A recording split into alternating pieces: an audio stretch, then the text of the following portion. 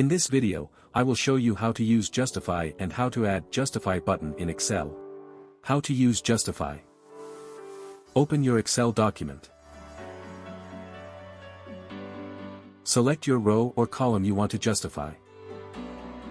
Click Number Format or right-click on your mouse for Format Cells, then click Alignment, then select General to justify. See the text are now Justify.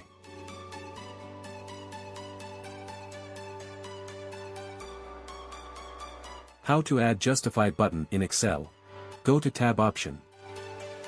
Right-click on your mouse, click Customize the ribbon, select All Commands, click any command, type J to search command. Go to Main tab, create a new group, rename the group, and click OK. After creating group, now add the Justify button. Place it you want, click arrow.